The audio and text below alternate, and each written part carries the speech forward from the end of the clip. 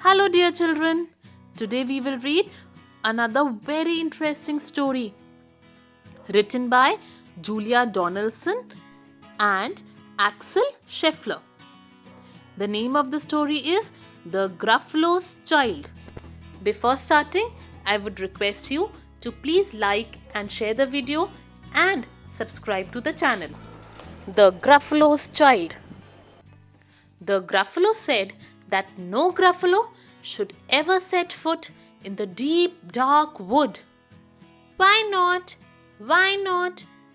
Because if you do so, the big bad mouse will be after you.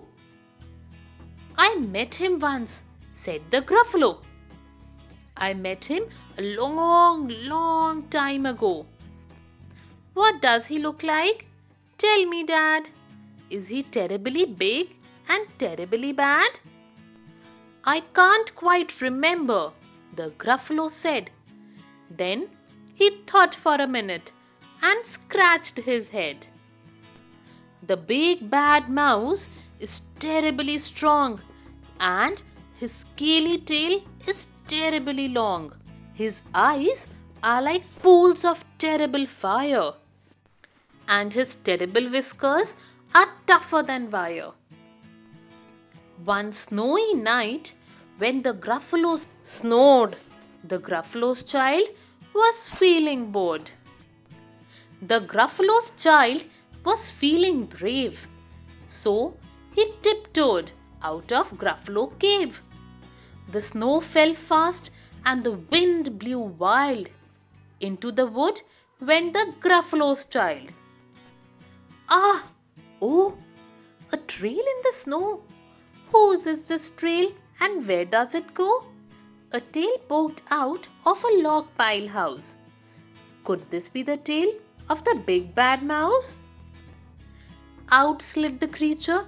His eyes were small and he didn't have whiskers. No, none at all. You are not the mouse? Not I, said the snake. He's down by the lake, eating Gruffalo cake. The snow fell fast and the wind blew wild. I'm not scared, said the Gruffalo's child. Ah! Oh! Marks in the snow. Whose are these claw marks? Where do they go? Two eyes gleamed out of a treetop house.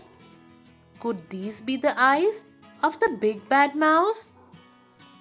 Down flew the creature. His tail was short and he didn't have whiskers of any sort. You are not the mouse? Too, not I, but he's somewhere nearby, eating Gruffalo pie. The snow fell fast and the wind blew wild. I'm not scared, said the Gruffalo's child. Ah! Oh! A track in the snow. Whose is this track and where does it go? Whiskers at last. And an underground house. Could this be the house of the big bad mouse? Out slunk the creature. His eyes were fiery. His tail wasn't scaly. His whiskers weren't wiry. You are not the mouse? Oh no, not me. He's under a tree, drinking Gruffalo tea. It's all a trick, said the Gruffalo's child as she sat on a stump where the snow lay piled. I don't believe in the big bad mouse, but here comes a little one out of his house. Not big, not bad, but a mouse at least. You'll taste good as a midnight feast. Wait, said the mouse. Before you eat, there's a friend of mine that you ought to meet. If you let me hop onto the hazel twig, I'll beckon my friend so bad and big. The Gruffalo's child unclinched her fist. The big bad mouse? So he does exist? The mouse hopped into the hazel tree. He beckoned, then said, "Just wait and see." Out came the moon. It was bright and round. A terrible shadow fell onto the ground. "Who is this creature, so big, bad, and strong? His tail and his whiskers are terribly long. His ears are enormous, and over his shoulder he carries a nut as big as a boulder." "The big bad mouse!" yelled Gruffalo's child. The mouse jumped down from the twig and smiled. "Ah, oh, prints in the snow? Whose are these footprints? Where do they go?" The footprints led to the Gruffalo cave, where the Gruffalo's child was a bit less brave.